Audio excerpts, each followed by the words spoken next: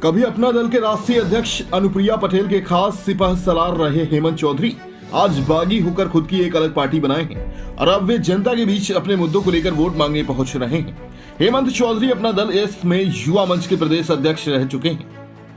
हेमंत चौधरी अपना दल एस में युवा मंच के प्रदेश अध्यक्ष रह चुके हैं, मगर अनुप्रिया पटेल से अनबन होने की वजह से उन्होंने पार्टी छोड़ दी और बगावत करते हुए राष्ट्रीय अध्यक्ष अनुप्रिया पटेल पर कई गंभीर आरोप लगाए थे। हेमंत चौधरी की राजनीतिक हत्या होने के बाद भी वे रुके नहीं और बगावती सुर के साथ वे लगातार अपनी आवाज को बुलंद करते रहे और अब उन्होंने राष्ट्रीय जन क्रांति पार्टी नाम से एक दल बनाया है, जिसके बैनर तले वे गांव-गांव पहुंच रहे हैं और अपना दल की सच्चाई बताकर खुद की राजनीतिक जमीन तैयार कर रहे हैं। बस्ती जनपद के रुदौली विधानसभा क्षेत्र के घोसड़ गांव में एक कार्यकर्ता सम्मेलन को संबोधित करने पहुंचे थे, जहां उन्होंने मीडिया से बात करते हुए एक बार फिर से आरोप लगाया कि निकाय चुनाव नजदीक है और अपना दल की राष्ट्रीय अध्यक्ष अनुप्रिया पटेल फिर से अपना पैर छुलाने के लिए अपने ही कार्यकर्ताओं को ठगेंगी और उनसे रुपया लेकर टिकट बांटेंगी। हेमंत चौधरी ने कहा कि उनके पार्टी का मुख्य मुद्दा है कि पूर्वांचल को अलग राज्य घोषित किया जाना चाहिए, जिसको लेकर वे जल्द ही डीएम के माध्यम से राष्ट्रपति को पत्र भेजकर इस मांग को और बल देने का काम करेंगे। पूर्वांचल के 7 मंडलों को मिलाकर राम राज्य प्रदेश बनाया जाए, जिसकी राजधानी अयोध्या को घोषित किया जाए। इसी मुद्दे को लेकर जनता के बीच जा रहे हैं और आने वाले 2024 के चुनाव में भी इसी मुद्दे पर मैदान में उतरेंगे। सरकार ने किया, जिसकी तनख्वाह 34,000-35,000 के आसपास थी, उन सभी लोगों ने अपनी ख्वाहिशों को पूरा करने के लिए किसी ने किस्त पर लोन लेकर के प्लाट खरीदा, तो किसी ने 4 पहिए वाहन खरीदा। उसके बाद अगली सरकार आती है और उनको नीचे धरातल पर उतार देती है कि नहीं, आप तो परमानेंट नहीं हो सकते, आप संविदा पर ही रहोगे। उनकी तनख्वाह फिर 6,000 रुपए हो गई। अब वो जो है किस्त पर बैंक जो है रोज प्रेशर दे रहा महीने में कि हमारी किस्त दो, कहाँ से देगा। बहुत सारे शिक्षा मित्रों ने इस पे जो आत्महत्या भी कर लिया।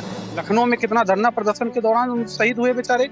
इसी तरह से अनुदेशक देखिए, अनुदेशक आज 7,000 रुपए से लेकर अभी 9,000 रुपए उनकी तनख्वाह हुई, आप सभी लोगों को पता होगा। अनुदेशक के दम पर आज जो है जूनियर हाई स्कूल चल रहा है।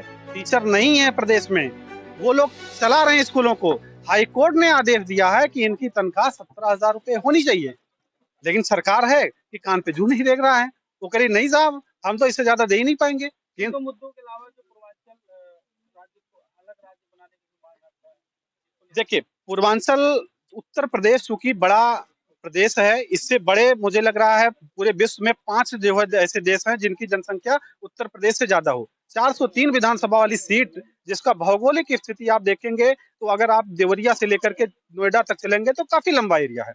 तो इसका जब तक जो है पूर्वांचल को अलग करके एक अलग राज्य नहीं बनाया जाएगा, तब तक पूरे प्रदेश का सही तरीके से विकास नहीं होगा। हमारी मांग है कि जो यहाँ के 7 मंडल हैं, 7 मंडलों में बस्ती मंडल, गोरखपुर मंडल, आपका जो है देवीपाटन मंडल, अयोध्या मंडल, आपका विंध्याचल मंडल और वाराणसी मंडल, ये 7 मंडलों को लेकर के हम लोग की जो मांग है कि इसको अलग करके राम राज्य प्रदेश के नाम से एक अलग राज्य बनाया जाए और इसकी राजधानी भगवान राम की नगरी अयोध्या की जाए। और इसमें 4 धाम आ रहे हैं, अयोध्या धाम, गोरखनाथ धाम, विश्वनाथ धाम मतलब काशी बाबा विश्वनाथ धाम और आपका देवीपाटन मंडल धाम, देवीपाटन धाम। तो ये 4 धामों को मिला करके अयोध्या धाम को राजधानी बनाई जाए, तभी इस पूर्वांचल का सही तरीके से विकास हो पाएगा। आप देखते होंगे पूर्वांचल में बहुत सारी दिक्कतें हैं, सड़कें नहीं सही से हैं, इलाज नहीं लोगों का सही से पा रहा। ये तो केंद्र सरकार का, राष्ट्रपति जी का मुद्दा है कि वो 2 में बांटते हैं कि 3 में। मेरा मुद्दा है कि पूर्वांचल के 7 मंडलों, जो पिछड़ापन, सबसे ज्यादा पिछड़ापन है, बिल्कुल बिल्कुल हम पूर्वांचल को ही चाहते हैं। जो अगर देखा जाए पूरे देश में जो है पूर्वांचल के कई सारे जिले हैं जो अति पिछड़े जिले में हैं, वो भारत सरकार की सूची में भी है। वो आपका सिद्धार्थनगर, श्रावस्ती भी उसी में श्रेणी में आता है। तो जहां पर विकास नहीं हो पा रहा, जब तक वो छोटा राज्य नहीं होगा, तब तक उस प्रदेश का मुख्यमंत्री सही तरीके से उस प्रदेश का विकास नहीं कर पाएगा। क्योंकि उत्तर प्रदेश बहुत बड़ा राज्य है, उसकी वजह से वहां पे सही तरीके से विकास हमारे प्रदेश में नहीं हो पा रहा है। देखिए, निकाय चुनाव हमने लोकल लेवल पे हम अपने जो है जिला अध्यक्षों को बोल दिए हैं कि लोकल स्तर पे जितना आप चाहते हैं वहां पर लोगों को चुनाव लड़ा सकते हैं। अभी फिलहाल हम लोगों ने पार्टी का गठन हमारे 2 महीना पहले हुआ है। अभी बड़े लेवल पर जो है चुनाव लड़ना अभी जल्दबाजी होगा। अगले निकाय चुनाव में हम लोग जरूर सारी सीटों पे चुनाव लड़ेंगे। अपना दल के आप पुराने साथी रहे हैं, तो क्या स्थिति है, आप क्या कहाँ पाते हैं अपना दल? देखिए, अपना दल क्लेम करती है कि हम कुर्मियों की पार्टी हैं, कुर्मियों की रहनुमाई करती है और जाहिर सी बात है कुर्मी के वोट बैंक पर ही भाजपा उनको सीटें देती है। आप देखिए, अभी विधानसभा जो चुनाव बीता है उसमें जहां जहां कुर्मी बाहुल्य विधानसभा सीटें थी वहां पे समाजवादी पार्टी का कैंडिडेट कैसे चुनाव जीत गया? अगर अपना दल के पास कुर्मी वोट बैंक है, आप बस्ती जनपद की बात करिए, आप जिस विधानसभा में बैठे हैं रुधौली विधानसभा, यहाँ पे समाजवादी पार्टी कैंडिडेट कैसे चुनाव जीत गया? आपके बस्ती में कप्तानगंज से कैसे जो कुर्मी बाहुल सीट है कैसे जीत गया? आपकी बस्ती की सदर कैसे जीत गया? सिद्धार्थनगर की डुमरियागंज कैसे जीत गया समाजवादी पार्टी? आपका प्रतापगढ़ में पट्टी जो मतलब प्योर कुर्मी बाहुल्य है वहां पे समाजवादी कैसे जीत गया? रानीगंज कैसे चुनाव जीत गया जो है समाजवादी पार्टी? आपका जौनपुर पंकज पटेल वहां पे समाजवादी पार्टी विधायक कैसे जीत गए? ये बहुत सारी ऐसी सीटें हैं जो कुर्मी बाहुल्य थी और वो भारतीय जनता पार्टी चुनाव नहीं जीत पाई। तो इसके मतलब अपना दल के पास तो वोट रह ही नहीं गया ना। अगर होता तो अपने जो कुर्मी जिसका क्लेम करती है वो, तो वहां पर तो कम से कम अपने प्रत्याशी भाजपा जो सहयोगी दल है उसके प्रत्याशी को चुनाव जिता पाती, लेकिन वो नहीं जिता पाई।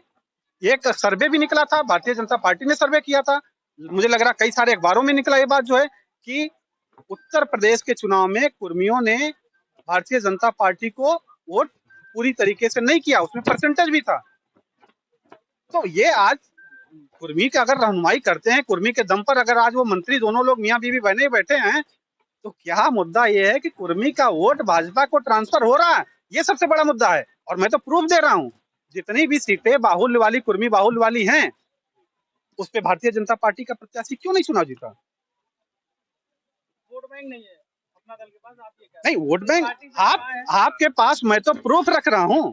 अगर वोट बैंक उनके पास होता तो क्या वो भारतीय जनता पार्टी, मतलब यही वो आने वाले वक्त में अपना दल अब अस्तित्व में नहीं रहेगा। देखिए आज हम बस्ती की जनपद से हम शपथ लेते हैं कि इस अपना दल ने, जिसने हम जैसे नौजवानों को, गरीबों को, मजदूरों को, पिछड़ों को, दलितों को, उन युवाओं को जिनके पैर गर्दन पर पैर रख के उनकी राजनीतिक हत्या की है, आज इस बस्ती जनपद से हम लोग शपथ ले रहे हैं कि इस अपना दल को हम लोग एक था अपना दल बना के छोड़ेंगे और आने वाली पीढ़ी उसको आज के लोग बताएंगे कि किसी जमाने में एक था अपना दल हुआ करता था जो युवाओं को, दलितों को, पिछड़ों को, इन सभी के गर्दन पर पैर रख करके इसको खत्म करने का काम किया था और आज इसका कोई अस्तित्व नहीं रह गया।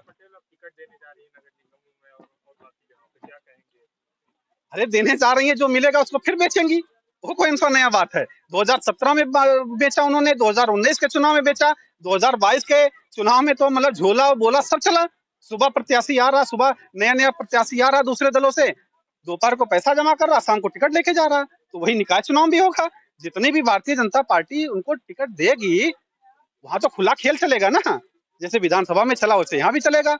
बाहर से प्रत्याशी आएगा, पैसा जमा करेगा और निकाय का टिकट लेके जाएगा।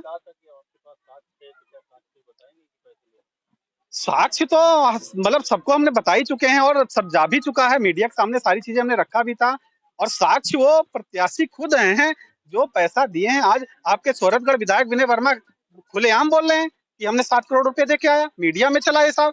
उन्होंने खुद ही बोला इस बात को कि मैं 7 करोड़ रुपए दे के आया हूं, तो मैं वसूलूंगा नहीं तो मैं कहां से लाऊंगा ये पैसा।